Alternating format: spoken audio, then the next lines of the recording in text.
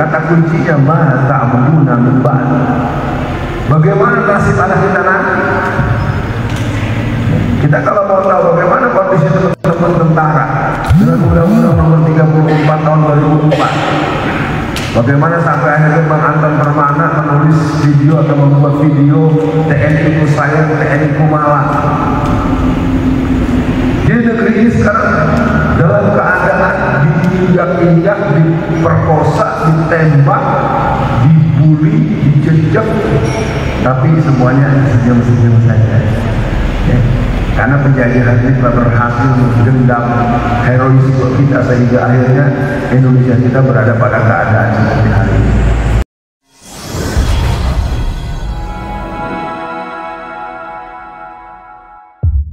Genjer-genjer ya kemarin sama-sama dengan ungkat ya. Itu kan kalau dikoneksikan genjer-genjer itu tonton aja tonton 5. Nah hari ini perbincangan kita tentang Indonesia kita menghadapi penjajahan baru. Tahukah para jamaah semua, materi yang saya tayangkan ini sudah saya buat sekitar 25 tahun yang lalu. Mahasiswa saya sering marah, Bapak kuliah bahas-bahas beginian. Jadi malam ini saya mencoba mengundang para jamaah di ruangan ini memahami bahwa perbincangan kita ini sudah terlampir, sudah telat ya. Tanah-tanah kita secara nasional sertifikatnya sudah di tangan orang Cina. Ibu kota negara kita udah pindah karena udah ada undang-undangnya ya. Negara dipindahkan ibu kotanya, tapi rakyatnya 100% nggak ada yang setuju. Yang setuju membuzzer. Kalau buzzer setuju.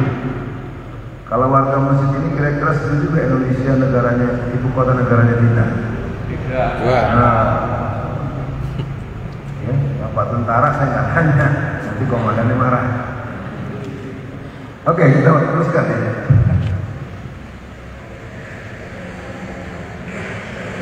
Ini adalah pernyataan yang sudah sempat dilansir jauh-jauh hari. Yang menyatakan bernama William Cohen. Siapa dia? Dia Menteri Pertahanan Amerika di sekitar tahun-tahun 80-an, 90-an. Pernyataan ini merupakan satu sebutan yang agak dekat dengan sebutan yang disampaikan oleh Pak Prabowo. Prabowo cukup bagus menuliskan dari buku Paradoks. Wah, setelahnya nyebut-nyebut Pak Prabowo, jangan-jangan pendukung Prabowo.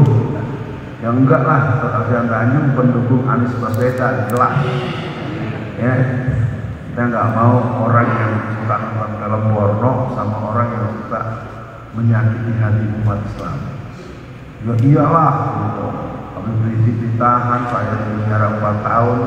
Nggak ada omongan, paling nggak dibilangin dong, pulangin sekalian. Jadi pada malam ini Bapak dan Ibu kita mencoba melihat dalam perspektif kita sebagai putra bangsa Indonesia. Pertanyaan mungkin yang paling sederhana adalah apakah kita memang sudah merdeka? Kalau kita merdeka berarti kita tidak punya beban berat sebagai warga negara. Bagaimana penjelasannya ketika bendera merah putih tidak boleh berkibar di pusat perumahan orang Cina di Pantai Indah Kapuk? Kalau kita mau masuk ke kompleks mereka yang di Jakarta Utara itu harus menggunakan paspor. Kita berkunjung ke sebuah tempat di negara kita sendiri harus pakai paspor. Bahkan di Kelapa Gading yang dekat dengan daerah itu, pada 17 Agustus yang lalu mengibarkan bendera merah putih dilarang. Justru yang larang itu adalah pengawal yang menjaga komplek dan menggunakan seragam yang bendera merah putih. Ini kan benar-benar disuruh sama si Cina. Ya udah kita udah negara udah pelangak pelongo. Mengibarkan bendera merah putih tidak boleh. Ruslan Buton, bapak-bapak ini dipecat kan gara-gara nangkep 5 orang Cina. Orang Cina datang ke Indonesia di Ternate, ditangkap 5 orang, 5-5-nya tidak ada KTP, tidak ada paspor. Seorang tentara menangkap negara kita tanpa identitas, alih-alih dapat hadiah malah dipecat. Jadi kalau kita teruskan pada jamaah semua, satu waktu ada komplain dari masyarakat, berkibarnya bendera merah putih ukurannya kecil, bendera bintang merah ukurannya besar di satu tempat di Bali. Saya tidak tahu apakah ini merupakan sebuah bentuk baper, apakah ini sebuah bentuk omongan-omongan emosional. Menurut saya tidak, ini serius. Ya, dengan teman-teman seragam angkatan darat ya. Kalau angkatan darat sama saya teman dari dulu. Masih TNI ada ya? Terima nasi apa adanya. Iya. Pada tahun 2025, dua negara muslim terbesar di dunia, yakni Indonesia dan Pakistan, karena berpertandingan. Lenyapnya dua, lenyapnya secara fisik, lenyap secara fungsional. Kalau saya melihat Pakistan ini malah akan menjadi sebuah kekuatan karena dia bisa berkoneksi dengan baik dengan Taliban. Masjid Merah atau Masjid Law yang ada di Pakistan itu tidak sama dengan 10-20 tahun yang lalu.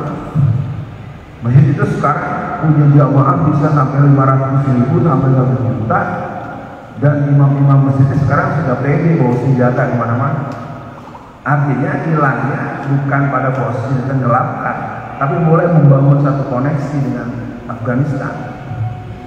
Persoalannya sekarang Indonesia ini gimana? Indonesia masih ada atau tidak?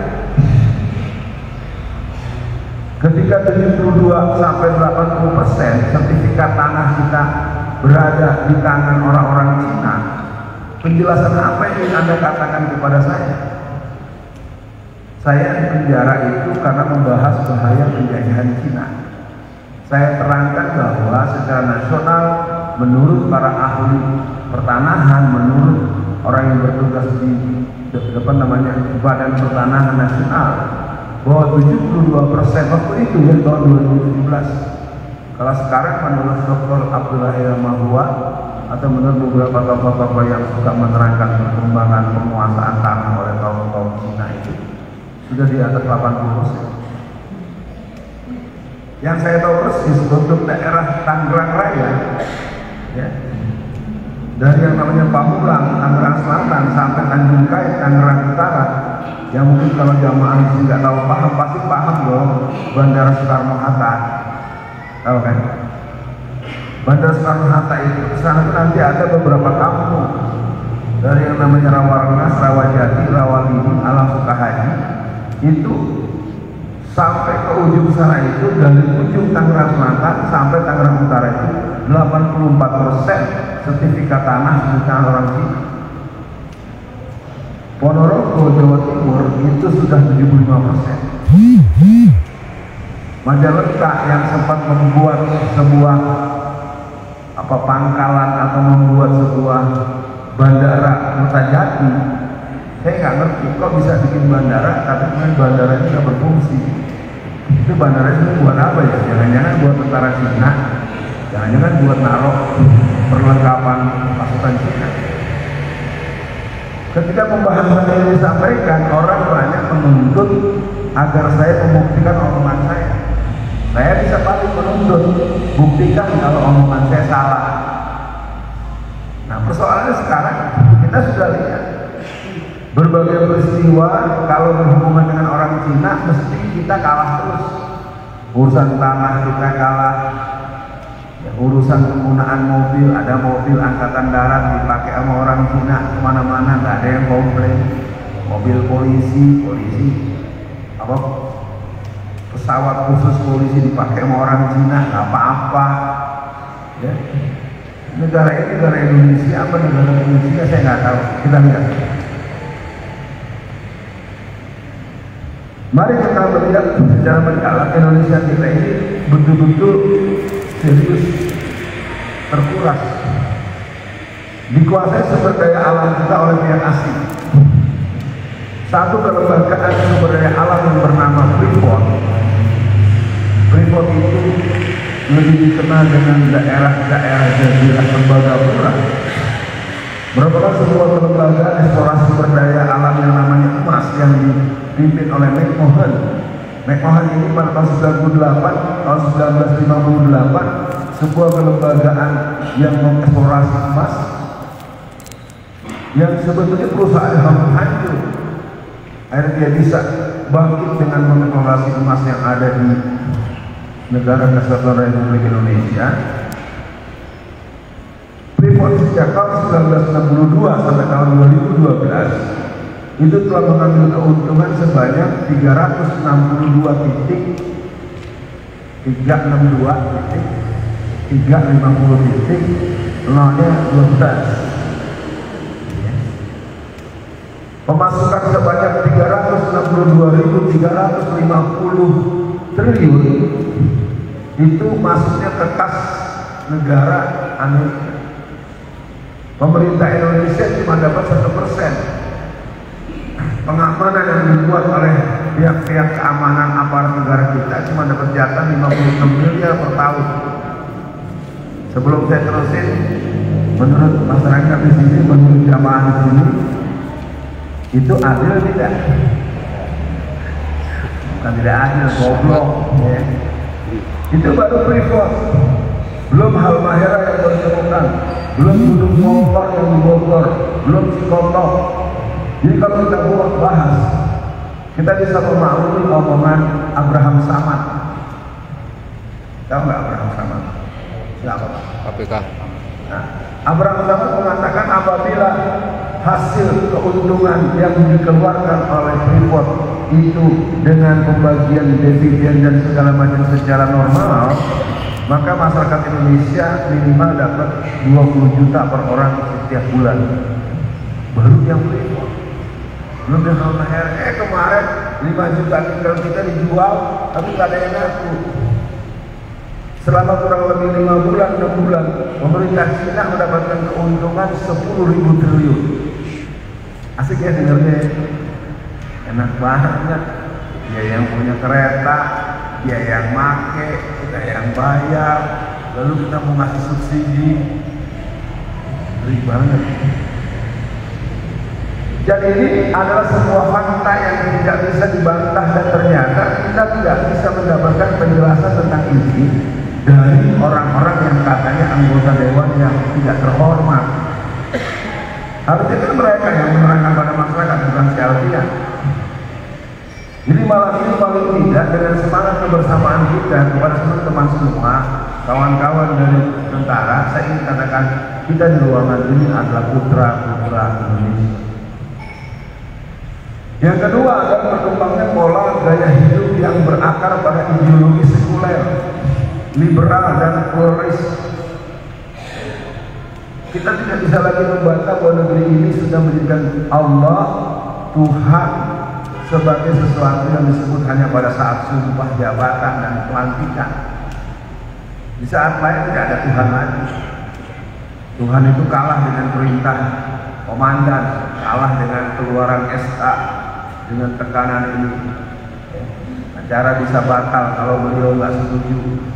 Maka sejak 2014 itu di istana udah tidak ada lagi pengajian. Ya, teman-teman saya yang berdinas di dalam itu sampai bilang, kita pengajian aja nggak boleh. Bagus negara Pancasila, ngaji nggak boleh. Yang kedua, yang ketiga, penguasaan sentra-sentra strategis bangsa kita oleh minoritas. Secara nasional, sistem perekonomian kita itu dikuasai oleh 0,02 orang yang namanya Cina. 5 orang Cina saja mempunyai kekayaan seekivalen dengan 100 juta warga negara kita. Dan saya percaya bapak-bapak, saudara-saudara di majelis ini mendengar ini dan juga mungkin ada yang lebih tahu dari saya. Pertanyaan kita adalah, ketika hal ini terus terjadi, lalu kemudian kita apa?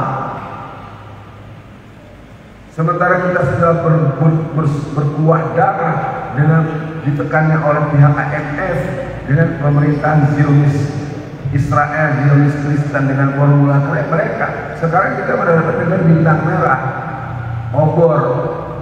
Nah, yang jadi persoalan adalah hal-hal yang memberikan kebahayaan buat negeri ini. Kata kuncinya mata menggunakan ban.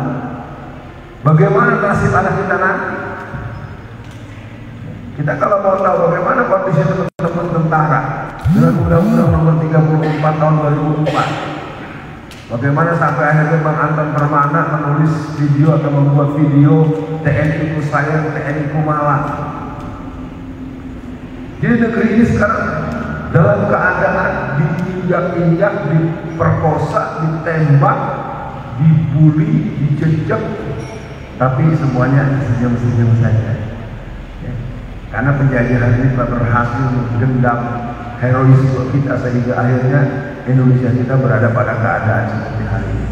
Nanti kita coba tengok. Komunitas mayoritas yakni umat Islam menjadi budak hidup miskin. Umat Islam mayoritas tapi bermental minoritas. Umat Islam mayoritas tapi selalu tertindas. Umat Islam mayoritas tapi tidak boleh beridentitas. Kita dilarang-larang nggak boleh pakai identitas. Sementara dia bisa pasang foto Soekarno beridentitas. Sementara dia bisa gambar apa, kita nggak boleh punya identitas. Terus kenapa mesti pakai kopiah? Kenapa mesti pakai koko? Kenapa mesti pakai jilbab? Ada identitas. Jadi yang keempat ini, atau yang terakhir ini, komunitas ini umat Islam hari ini memberi. Mengapa kita akhirnya tidak cukup sanggup melihat ke kiri dan ke kanan bahwa umat Islam adalah umat mayoritas, tetapi dia tidak punya otoritas. Dan di negeri ini banyak hal yang terjadi, kita tidak boleh bertanya dalam pengertian mempertanyakan. Coba jamaah saya tanyakan. Di musim pemilu 2019 ada sekitar 884 petugas KPPS yang maju, betul? Ya, semua bilang betul. Tapi kalau pertanyaan saya teruskan, apa penyebab kematian mereka? Pasti sama, lelah. Itu dibantah oleh seorang dokter fakultas kedokteran, seorang yang bernama Ibu Ani Hasibuan, menjawab di stasiun semua TV, Babil Muslimah stasiun TV. Dia bilang kalau orang lelah itu obat istirahat, bukan mampus. Kalau orang haus, kalau orang ngantuk, kalau orang lelah, istirahat, bukan mati. Nah, pertanyaan sekarang, yang mati saat di musim pemilu 2019 itu kira-kira mati alamiah atau dimatiin? Jangan ngomong sembarangan kalau ditangkap. Pertanyaan berikutnya, kira-kira pemilu 2024 nanti yang mati jadi 0 apa tambah banyak? Tambah banyak. Ya, pertanyaan saya serius. Dulu kan kita nggak pernah nyangka pemilu orang pada mati banyak itu. Jadi ada kali tenang-tenang saya, pemilu 2024 kira-kira korban yang akan mati lebih banyak atau 0? Harusnya 0 ya. Kenapa? Kan sudah ada polisi RW. Jadi kalau ada polisi RW yang entah tugasnya apa, lalu kalau ada polisi RW buat apa ada Pak RW? Se-Indonesia sekarang ada polisi RW. Ketahuan betul mereka ditugaskan untuk agar kita memilih calon dan partai tertentu. Ya. Saya kabarkan buat masyarakat lawan.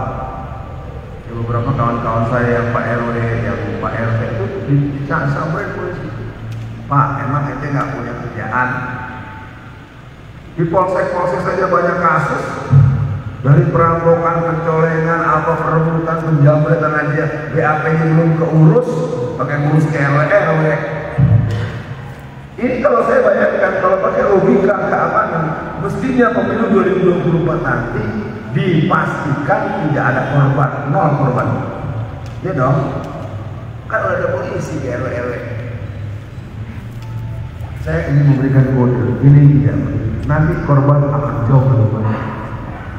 Kenapa? Karena gelombang hukuman kepada Pak Anies Baswedan itu terakhir Indonesian Mayors Club, Pak Karim Ilyas telah melakukan polling, ketemu angka 83% masyarakat Indonesia menginginkan Anies Baswedan. Jangan kira dulu Anies belum tentu menang.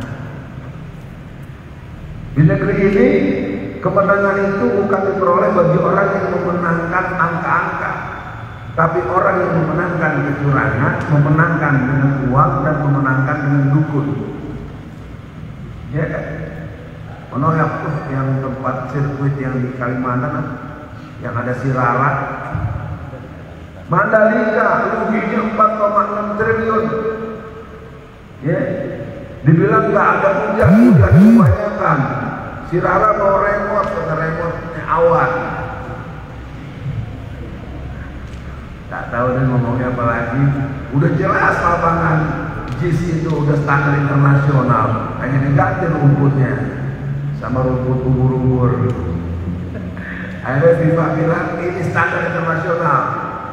Jadi di negara ini kita dipertontonkan sebuah pola relasi yang menunjukkan antara kedunguan, ketololan, ketidakwarasan, kegilaan, dan juga saya nggak ngerti lagi bahasa ini. Ya, jadi kira-kira pemilu besok korbannya 0 apa banyak? Saya nggak tahu. Ini mestinya ada tentara-tentara kita bisa nanya nih banyak apa 0. Karena semua yang mati nggak bisa kita persoalkan. Nah cukup dulu. Mari kita kasih bahan buat anak-anak kita di rumah. Ini pesan buat Bapak Ibu untuk diteruskan kepada anak-anak. Anak-anak kita di rumah hari ini menjadi generasi gepeng. Anak-anak kita hari ini menjadi Abdul Setan Gepeng. Saya berani, ya, bukan bertaruh, berani menduga. Kita sekarang hampir tidak punya lagi anak dan cucu yang hormat pada orang tuanya secara totalitas. Hormat menjadi hilang kalau sibuk main handphone. Dulu kan kalau gaya mau lagi main dulu. Ani, sholat dulu. Iya. Betul nggak begitu? Dan beberapa rumah sakit di berbagai daerah di Jabodetabek itu telah merawat lebih dari 318 anak-anak yang mengalami kerusakan saraf otak belakang.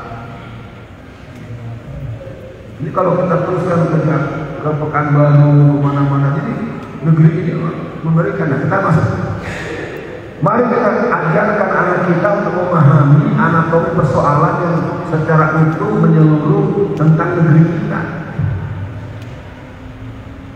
Saya katakan bapak-bapak ibu-ibu kalau mau mencoba memperhatikan di seluruh dunia, calon presiden seluruh dunia itu nggak ada yang kampanye kalau saya menang pendidikan gratis, nggak ada. Silakan periksa. Di negara-negara luar itu nggak ada kalau katakan kalau saya menang kesehatan gratis, nggak ada. Yang menang lo, yang menang gua, yang menang lo harus gratis. Itu terang saja kita berada pada sebuah pengelolaan negara yang benar-benar mempertontonkan satu bentuk cara-cara yang memberi. Ya buat kawan-kawan tentara, saya cerita sama nih. Saya sekitar tahun 2012, ya saya itu dikawal 2 tentara dari teman-teman Angkatan Darat dan Kodam Jaya. Karena sering bareng saya ditugaskan oleh Pangdamnya untuk Pak Agus Tadi Sasono. Kenapa saya dikawal oleh kawan-kawan tentara? Karena beliau bilang, Ustaz, ini PKI serius. Jadi sepanjang saya bersama dengan teman-teman tentara, yang memang kasihan tentara kita ini di bawah hidupnya berat, di atas kerjanya nggak bisa fungsional, pakai senjata tapi nggak punya peluru. Jangan marah ya, ketawa. Kita coba lihat, nggak ada pelurunya, emang nggak dikasih. Apalagi yang terbaru sejak 2015-2016 itu senjata-senjata yang datang yang sedang untuk pertempuran itu dikaitkan oleh polisi, bukan oleh tentara. Jadi kalau boleh dibilang negara itu dikelola dengan ancur-ancuran. Maka itu dengan waktu yang ada di 2008 nanti saya coba, walaupun ini kalau ditugaskan bisa sampai jam 10, tapi jadi setengah 9. Yang kedua, pesan saya buat ibu dan bapak, buat prabu dan rumah, agar mereka mempunyai kesiapan secara pribadi dalam artian yang seluas-luasnya serta kesiapan oleh dalam artian kekuatan jamaah generasi muda. Jadi yang baru hadir saya mohon langsung duduk dan tempat. Bukan nggak boleh salaman. Ya salaman atu-atu harus sampai sahur. Jadi kita harus salat. Mudah-mudahan pada malam ini kawan-kawan tentara Anda harus tahu saya adalah bagian dari darah dan air mata Anda semua. Saya kadang-kadang kalau ngobrol pas bagian dari mana ini, mereka ingin tentara itu dibubarkan. Angkatan bersenjata Republik Indonesia tidak berguna, bubarkan saja. Itu lagu-lagu anak-anak PKI. Itu lagu-lagu isi Budiman Sujatmiko yang sekarang bergabung dengan mantan Haji kok masuk. Ya. Jadi kita berlibat nih dengan negara. Negara ini dari dulu dijaga oleh umat Islam dan TNI. Ini bukan karena ada TNI, memang begitu sejarahnya. Dan tidak pernah ada TNI kalau tidak ada Hizbullah, Sabilillah dan Mujahidin. Kenapa hilang orientasi? Karena tahun 1952 diadakan perubahan oleh Amir Sarifuddin. Amir Sarifuddin itu mengadakan perombakan struktur dan fungsi-fungsi ketentaraan. Namanya Amir Sarifuddin, agamanya Protestan. Namanya Amir Sarifuddin, tetapi tokoh nasional Partai Komunis Indonesia. Ya, jadi jangan sampai ente kepincut dengan nama. Sama dengan Basuki Abdullah. Ya, Basuki Abdullah agamanya apa? Basuki Abdullah agamanya Katolik. Jadi artinya kita harus belajar dan teman-teman pahami negeri ini di saat begini seperti ini yang dia tunggu cuma kohesivitas antara tentara Sudirman dan para rakyat jihad semesta. Persoalannya hari ini kita tidak cukup mampu membaca dengan baik. Yang ketiga, membangun jaringan perlawanan secara sedemikian rupa. Tapi sekarang remaja kita, remaja masjid sejak tahun 1996 sudah hilang. Rohani Islam di sekolah-sekolah sejak 2006 mati sampai sekarang. Karena ada seorang oknum pejabat dan Kementerian Pendidikan, Profesor Dr. Pendidikan mengatakan bahwa rohis di sekolah adalah tempat penyemayan terorisme. Bohong. Terorisme itu adalah sebuah proses untuk mendapatkan pemasukan dengan cepat dan banyak. Terorisme itu adalah sebuah kelakuan yang menimbulkan korban, yang menimbulkan kekacauan, yang menimbulkan ketakutan, dan itu dilakukan oleh siapa saja, bukan hanya Islam. Mau bukti? Anda buka file bagaimana seorang Aung Shinryu Asahara melemparkan gas sarin di sebuah sistem kereta apian di Jepang pada tahun 1992 untuk mematikan 6.000 orang warga Jepang. Sekitar tahun 1995 sebuah masjid besar dihancurkan oleh 150.000 pasukan Hindu. Atau di Amerika Selatan ada pasukan khusus yang namanya Ku Klux Klan. Ini saya sampaikan pada semua yang hadir. Jadi terorisme ini adalah sebuah peristilahan untuk mengunci agar umat Islam mengalami defisit para patriot Pancasila, patriot jihadis. Terus terang saya ingin katakan, jadi malam ini mudah-mudahan nanti saya coba sesuai dengan rencana kita buka tanya jawab. Ya teman-teman tentara jangan takut nanya sama saya. Saya ini adalah narasumber di seluruh Kodam se-Indonesia. Kodam dan rapat-rapat di Cilangkap. Teman-teman tentara yang kenal saya dari tahun 90, apalagi waktu Pak Agus Tadi Sasongko yang pernah jadi KSAD dikepung wartawan gara-gara nyebut di DPR ada PKI.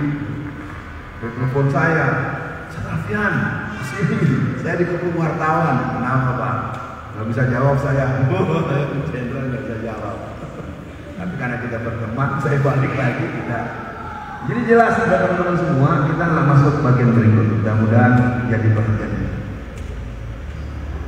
Persoalan yang dihadapi oleh bangsa Indonesia. Jadi NKRI ini diambang perpecahan bukan oleh orang Islam.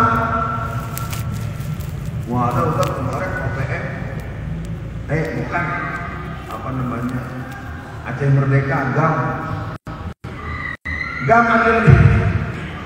Coba sesuatu dilihat penyebabnya. Sekarang kan nggak ada lagi kedengarannya.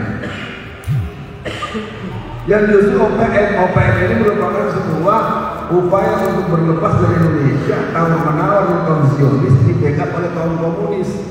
Wallazina kafaru ba'duhum awliya'u ba'd. Jadi OPM ini yang telah membunuh lebih dari 160 orang polisi dan tentara selama kurang lebih 4 tahun 5 tahun belakangan ini. Emang tentara ada yang dibunuh sama FPI? Pernah dengar Pak? Tentara dibunuh oleh Front Pembela Islam. Makanya kenapa FPI yang dibubarin dengan OPM? Makanya lucu kan? FPI nggak pernah bersikap malah dia yang paling top mengamankan yang namanya mayat-mayat di tsunami Aceh.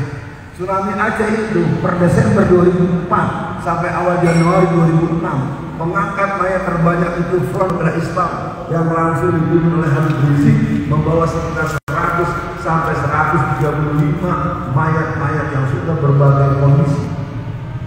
Justru SAR nasional itu mengangkat 75.000. Justru yang namanya PMI cuma 25 ribuan, 40 udah paling banyak. Saya tidak dalam konteks wah ini masuk alfian nih. Jangan-jangan kita merehabilitasi. Kayak sekarang PKI diizinkan dengan Kepres nomor 17, dengan Impres nomor 2, dengan Kepres nomor 4. Kok apaan sih saya nggak paham. Oke, yang kedua, internasionalisasi narkoba.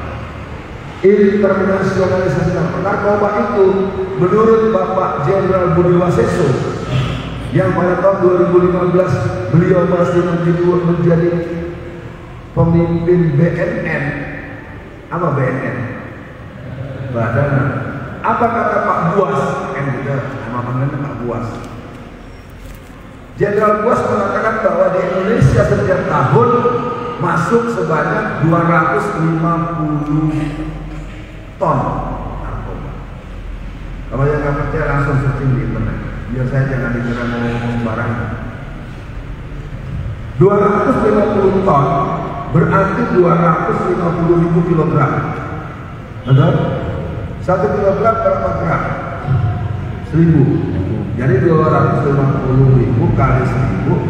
1 gram berapa miligram? Ini saya bukan lagi dengan matematika. Itulah yang sekarang tersebar di anak-anak kita. Di negeri kita itu setiap hari mati 49 sampai 51 anak karena gara overdosis narkoba. Ya.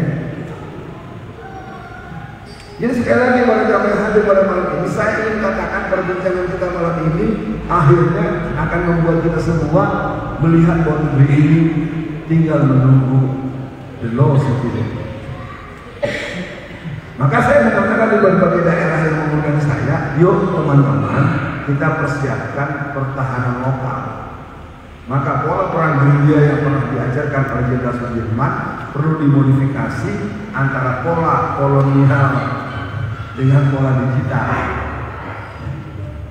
Sekarang keberadaan tentara Cina ini sudah bersebar dari ujung Aceh sampai ujung Ternate. Saya kemarin jumpa dengan salah satu anggota Komisi 1 DPR RI. Saya tanya, dia jawab gini, Ustaz, paling sedikit ada 1,5 juta tentara Cina yang bersenjata yang ada di Indonesia. Tapi waktu itu pertemuannya kita tidak boleh memegang handphone kita kumpulkan semua dari sini. Jadi saudara-saudara malam ini tidak lagi bisa dibantah, dan saya mohon mari kita berpikir kalau apa yang saya sampaikan kurang cocok, ayo kita lengkapi. Internasionalisasi narkoba ini merupakan operasi perang canggih. Ya, perusahaan generasi ini sistematis. Dimulai dari anak taman kanak-kanak dengan formula yang namanya medium inkubator. Jadi kenapa penyebaran narkoba begitulah keras di SMP, SMP, di SMP? Karena sejak SD, sejak TK mereka sudah mendapatkan itu. Makanan-makanan yang dibeli di tukang-tukang jajan itu sering makanan yang harga produksinya per satuan itu 70.000, berupa permen-permen, berupa makanan-makanan yang asik dengan penampakan yang sangat menggiurkan, dengan wangi yang sangat aromatik. Ongkos produksi per satunya saja 70.000 sampai 90.000, tapi dia berani jual di anak-anak di sekolah-sekolah di mana-mana sekolah itu dengan angka 1.003. Saya tahu omongan saya ini tidak akan disukai oleh para bandar-bandar narkoba yang bersebar di seluruh Indonesia. Jadi mereka merusaknya dengan sistematis. Makanya jawaban, salah satu jawaban kenapa setiap forum-forum pengajian kita akan sulit bertemu dengan anak-anak remaja. Pertama, mereka mendapatkan sedotan aditif dari yang namanya setan gepek. Yang kedua, mereka terbiasa dengan satu asupan-asupan yang membuat mereka tidak punya kemauan berpikir jauh. Maka generasi EGP. Coba kita sekarang di tengah. Bapak-bapak atau kawan-kawan pemuda yang ada di hadapan saya yang usianya 17 tahun sampai 25 tahun angkatan. Satu, berapa umurnya? Berapa umurnya? Berapa umurnya? 1, 2, 3, 4, 5, 6, 7, 8, 9 9 orang cukup. Artinya cukup banyak dibandingkan pengalaman saya keliling Indonesia. Kapan waktu saya di tablik akbar di Garut, menarik di Garut itu langsung yang mengizinkan bupati dan bupati PDIP. Kan dia tahu penceramahnya saya. Saya ini kan ya dikenal jelas dengan PKI Perjuangan juga. Panitia juga bingung, Ustaz. Ini menggunakan masjid bupati, masjid kabupaten, ada 4 penceramah yang diperbolehkan bupati. Ustaz Albian ngaku, Albian tanya, bupati akan bupati. Tapi ya, kalau dia ngomong, sebetulnya yang diomong itu argumentasinya jelas dan faktanya ijabah. Oh gitu ya Kang, terus kumaha? Terus wah, lanjutlah. Ya, jadi mudah-mudahan kawan-kawan yang sekarang bertemu dengan saya, mari kita jadikan pertemuan malam ini membuat kita mengerti bahwa negara kita memang sudah. Saya ulangi yang baru hadir ya. Ini materi ini sudah saya buat 25 tahun yang lalu. Bukan karena saya diundang bikin materi ini, enggak. Ngapain capek-capek bikin-bikin? Sehingga bantah aja mana yang salah. Kalau ada pembahasan saya yang out of the date, tinggal lu koreksi ya. Nggak penting, yang penting sekarang sahabat kita. Kalau Quran sebut mana ta'buduna min ba'di, bagaimana anak kita nanti? Bayangkan dengan enaknya mengekspor pasir. Tahu nggak bapak-bapak, abrasi pasir dari Singapura ke Indonesia hampir 3 km.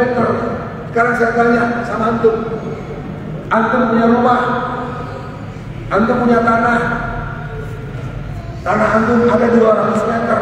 Tahu-tahu dipakai sama dia 1/2 meter, kira-kira marah nggak?